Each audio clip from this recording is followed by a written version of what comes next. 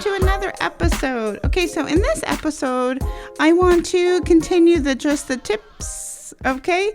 And I want to talk about how to, in essence, make sure you're safe at home. If somebody breaks in, if you have a stalker, who knows, anything crazy happening in the middle of the night, zombies, fucking whatever. I want to share a video that I saw recently from Clint Emerson, right? Part of the series that I'm doing to keep you safe, especially dating.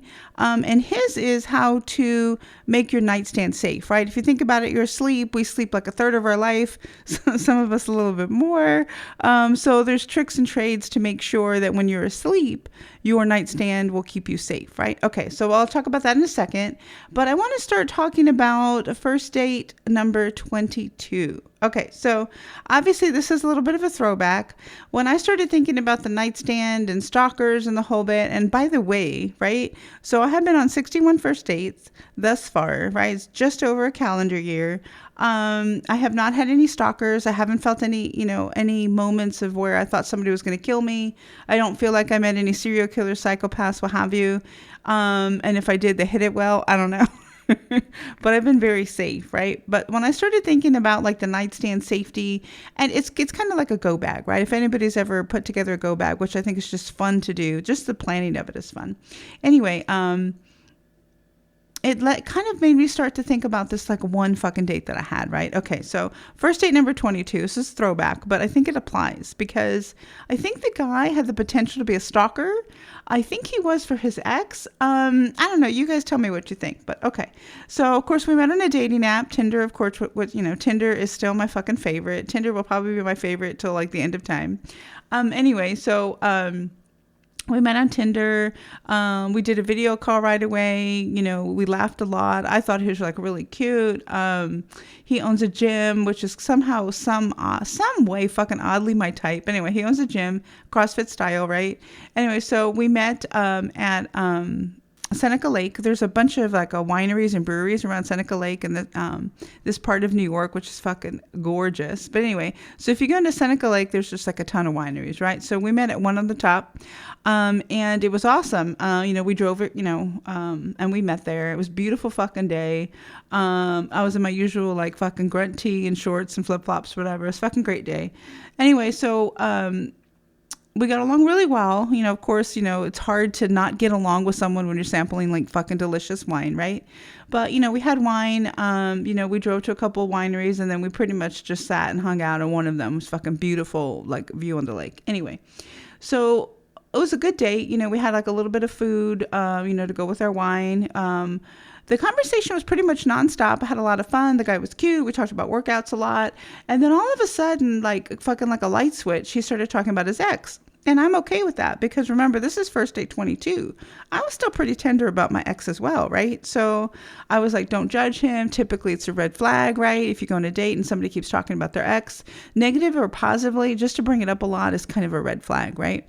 It just makes you wonder how over it they are or how ready they are to move on, right? But I'm just kind of like, fuck it, it's the first date. He's cute. He lives kind of close to me, but whatever, right? Because, of course, distance is convenient, right? Anyway.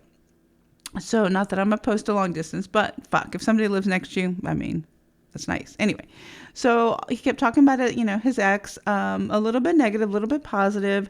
And then he started talking about how he helped her lose weight. And it was just like a huge turnoff to me. And he was just kind of like, in his own words, his basic message was just like, she left me for this other guy and I helped her lose weight and she'd never had abs before and she has abs now. And, like he was just going on and on that he felt like she should have stayed with him because he helped her lose weight. And abs are awesome. Six pack fucking awesome. But that's not the be all end all in life, right? At least for me. So it was kind of a turnoff. Anyway, so he kept going on about like, her different things or whatever. And then he helped her because she didn't have a great sense of style, supposedly, according to him. I mean, the guy's fucking in Under Armour shorts. What the fuck do I know? Anyway. or does he know? Whatever. So he's going on and on about the girl, right? And talking about, how pretty she was, how he helped her lose weight, how he helped her, pick out clothes, and how she should be grateful to him. And when they broke up and she left him for somebody else, that he didn't feel like the guy that she left him for was as attractive, right?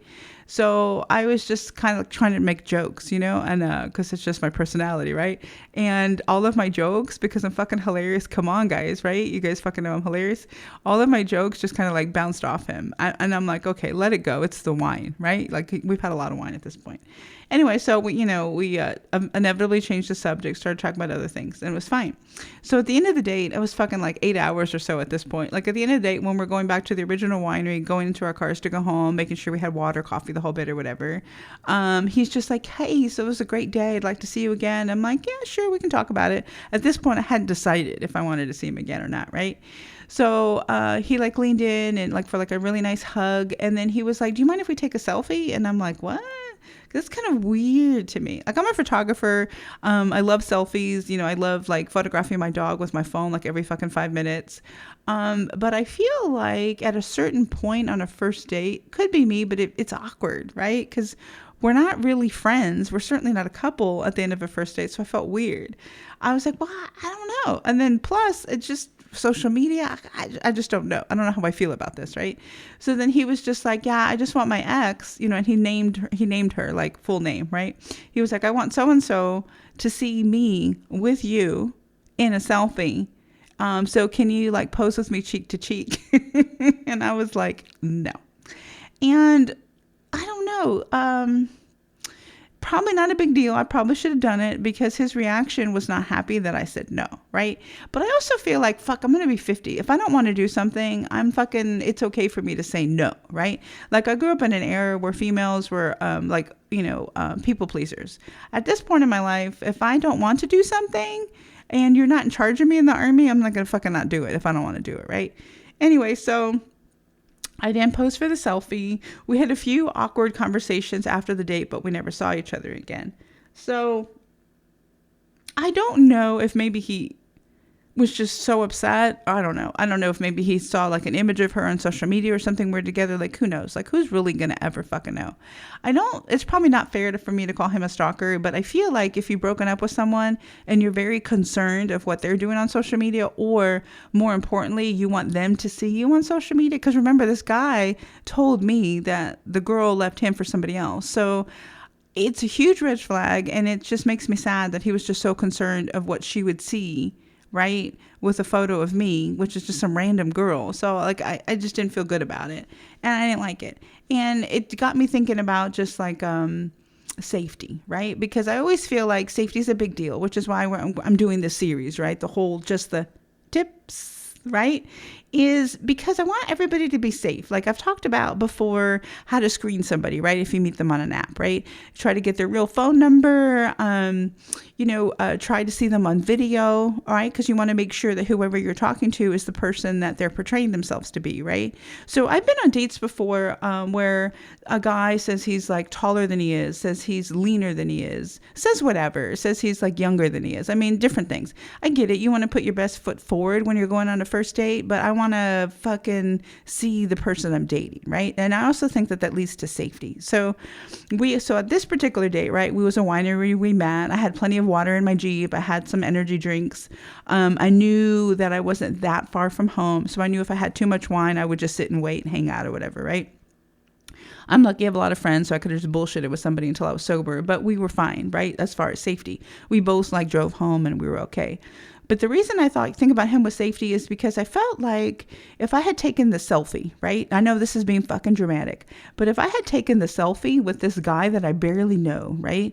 And he blasted it on his social media, whether he tagged me or not is like irrelevant, right?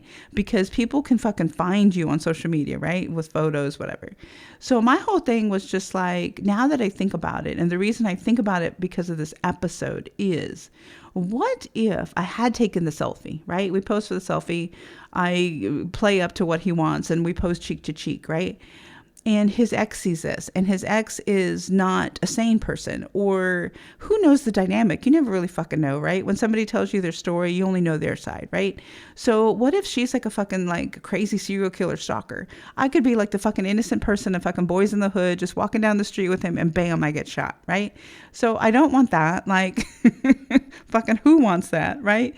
So I'm glad that I didn't do it. And if I had taken the selfie, this is the thing with selfies that, and just photos in general on social media. I love social media. I'm on it a lot. The days that I can at work, I talk to you fucking guys all day long, and I fucking love it. It helps me get through my day.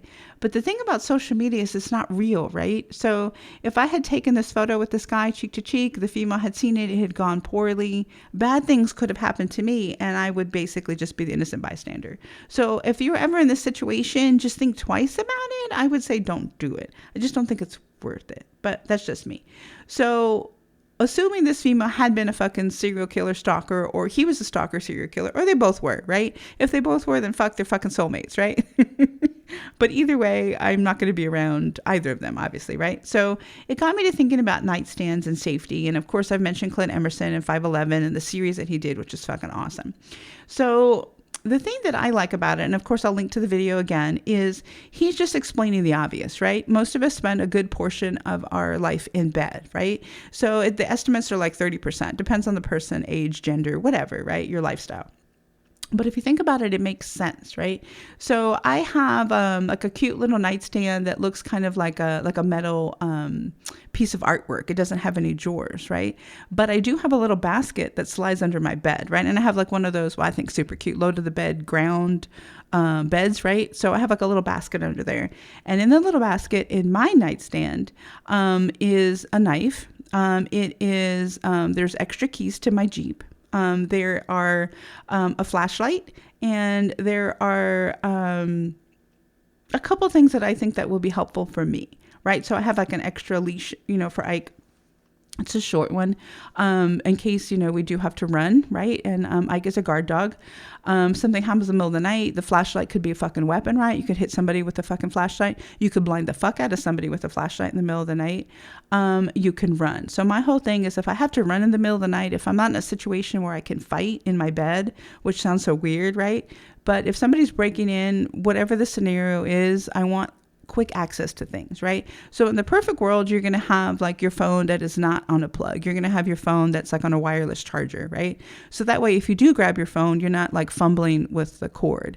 Because if you think about safety and security, right? Like those milliseconds could save your life. They could make a huge difference, right? You don't want to be fumbling with something, right? So God, fuck, I hope nobody ever fucking breaks into your house and you're in the middle of the night and you wake up. But for me, I could easily grab this basket, which has the extra Jeep key, right? It has a flashlight. It has like a small leash for Ike, so that way I can like hook him and grab him. We could run the fuck out of there if we have to. So Ike is a guard dog. So this leads me to a whole nother thing about dogs, for safety and everything. And I actually recently got into a huge conversation with number 61 about it. So Ike is a livestock guardian dog, right? So his job is to protect livestock. I'm basically his livestock. And he is extra special to me because of Irby of Iraq, right? So if I hadn't rescued Irby from Iraq, and she didn't die suddenly, unexpectedly, I would not have found Ike. So that correlation makes Ike incredibly special to me. So I've had this conversation with him just the other day recently, and we were talking about safety and security and everything. And I was just like, I wonder about myself as a female, because like most females, we want to nurture and protect, right? But like if somebody breaks in and somebody like tries to go after my dog's job is to protect me. But as a female, I feel like my job is to protect him. So I was just kind of like, if somebody breaks in and they're like trying to kick, stab, shoot my dog, I will probably try to save my dog, which is dumb because if I'm dead, my dog will certainly be dead, right? So it's just something to consider. Dogs are something I'm going to talk about in another series because they could be helpful. They could be a hindrance with safety. Depends on the fucking dog. Anyway, so So like I said, I have a basket under my bed, has an extra Jeep key, right? In case I have to run, I can of course open my fucking Jeep and get in the car. I have a small leash, for Ike. I have a knife. I love knives. And then of course I have a flashlight, right? So whatever you need or don't need, definitely think about it in your nightstand, right? Like if you need like asthma, like an inhaler or whatever, definitely have an extra one by your nightstand. Clint actually talks about in the video, which I think is genius and something I have not done yet. What if this person has tear gas? What if there's like a fire? What if there's just like normal smoke?